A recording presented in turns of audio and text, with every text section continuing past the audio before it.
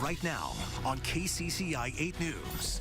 The suspect drove his vehicle into a group of pedestrians. A violent attack on Ohio State's campus leaves 11 injured. It's terrifying. You don't know, especially when we're so close to the building where it happened. It's not real. You go numb.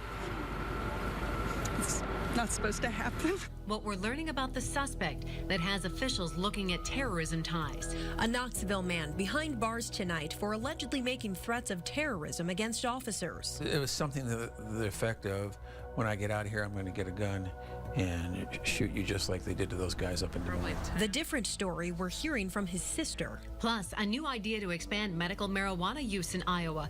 The change of heart that could make it happen.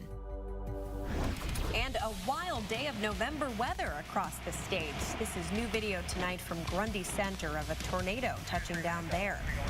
Right now here in the metro, though, we're looking at calm skies in downtown Des Moines, and it's still pretty comfortable out there after a very warm day. Thanks for joining us tonight. Shayna sitting in for Steve. Chief Meteorologist Curtis Gertz is here with a look at what we can expect overnight. Yeah, along with the tornadic activity today, you mentioned it was a very warm day. I just looked at the numbers, and look at this. The record high for today, 66, second 64. We tally in with the 62 degrees at 4th place for the day. So a very warm day in late November, and it has been an incredibly warm month. Early on tomorrow, some 30s. We cruise up into the 40s, probably topping out around 50 degrees. Average high is 40. More sunshine the farther south you are tomorrow. The farther north you are, a little more cloud cover, but pretty comfortable across the state. 50s Osceola, Knoxville, Oskaloosa, stretching into the metro. 40s Marshalltown, back in through Perry. 8-day forecast, well, maybe a few snowflakes. Will pinpoint where coming up in a bit. All right, thanks, Curtis. Turn to our KCCI mobile app for all the latest weather updates, especially on days like today. It's free to download in the Apple Store. New tonight, a Knoxville man is facing felony charges after threatening to shoot police officers. 34-year-old Corey Briggs is now charged with threats of terrorism. KCCI's Laura Terrell is in Knoxville tonight, where police are on high alert. Police say Briggs made the threats when officers were booking him here into the Marion County Jail for a traffic citation. Court documents show Briggs said he was going to, quote, get a handgun and shoot the officers, just like what happened in Des Moines. You make that statement to a police officer in Iowa right now, they're going to take you seriously. Knoxville Police Chief Dan Lasada says threats like this are no joke, and that's why Corey Briggs is behind bars. I'll tell you right now, we have his mugshot posted in the back with a warning on it. Chief Lasada says his officers and surrounding law enforcement agencies are now aware of Briggs and his threats.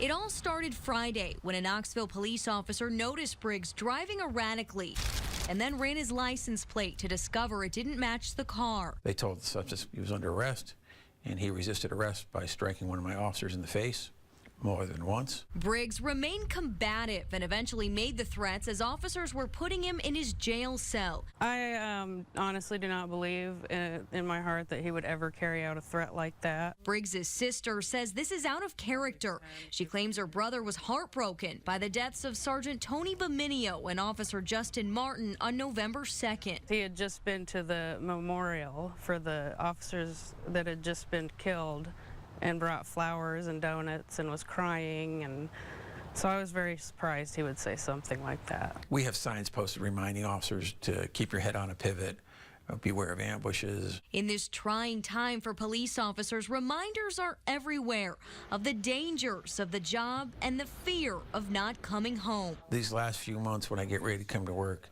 I make sure my vest is fitting a little bit tighter. I make sure my weapons are functioning properly and take care of myself and remind myself that my goal for the day is to go home at the end of my shift. Briggs is still in the Marion County Jail tonight. Knoxville police tell us they are keeping an eye on when and if he gets out. Reporting in Knoxville, Laura Terrell, KCCI 8 News, Iowa's news leader.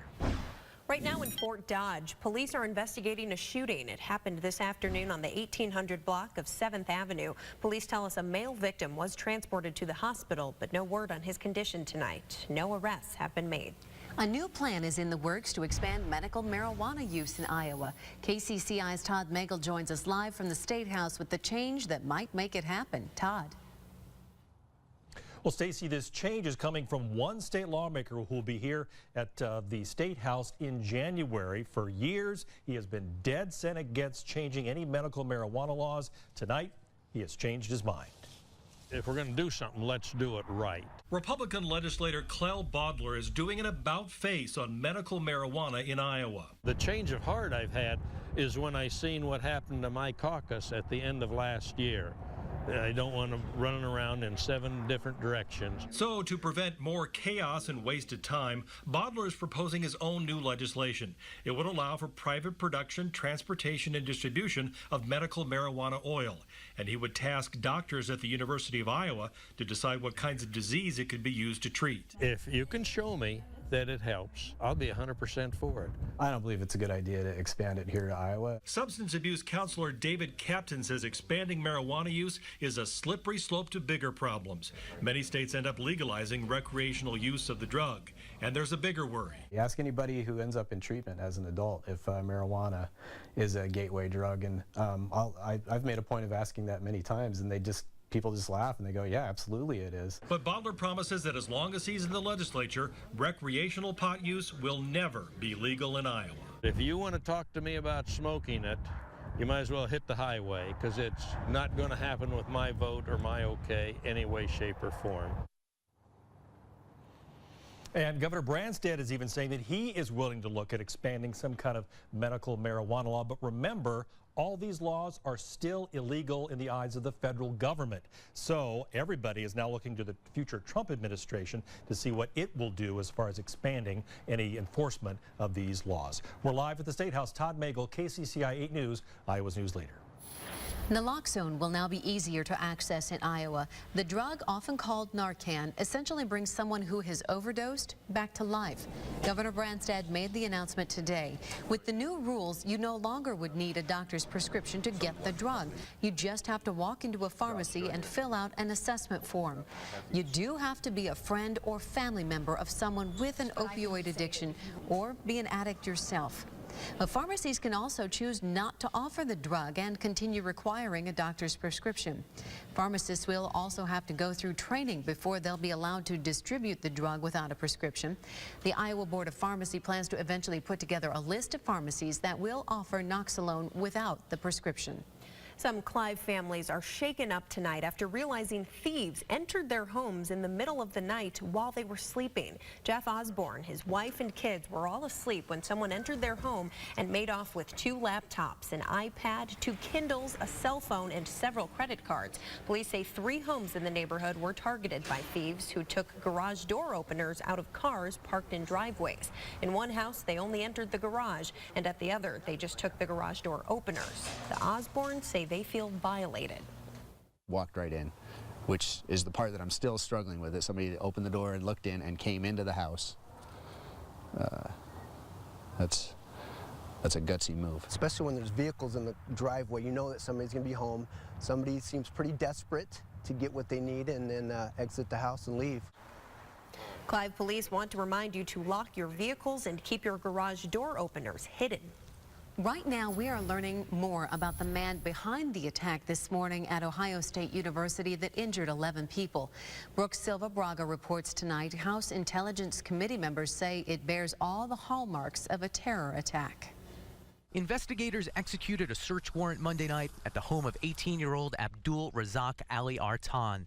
Earlier in the day, the Somali-born Ohio State University student jumped his Honda Civic over a curb and plowed a group of people gathered outside after a fire alarm went off.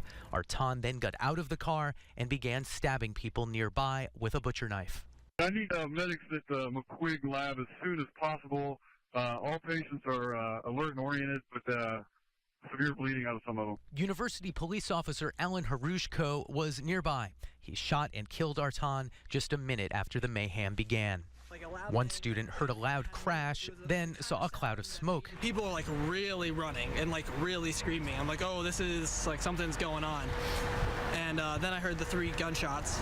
Investigators haven't said what motivated the attack, but a law enforcement source tells CBS News Artan recently posted to Facebook that he was sick of the way Muslims are being treated everywhere. The Council of American Islamic Relations said while the motive isn't known, they condemn the violence. We would also like to urge everyone not to jump to conclusions and to let investigators do their job. Responding to such a senseless act of violence with hate is never the solution. The 11 people injured include faculty and students. One is in critical condition. Brooke Silva Braga for CBS News, Columbus. And the university will reopen tomorrow. Federal investigators are searching the suspect's Facebook page for clues. And again tonight, we're told he posted grievances about attacks on Muslims. New tonight, President-elect Donald Trump has chosen Georgia Congressman Tom Price to be Secretary of Health and Human Services. Price has been one of Capitol Hill's fiercest critics of Obamacare. The official announcement is expected tomorrow. Vice President-elect Mike Pence says there will be a few very important announcements coming tomorrow. Trust KCCI 8 News for more details on those announcements as they come in. Next at 10, early onset. What researchers at Iowa State are learning about a Parkinson's gene.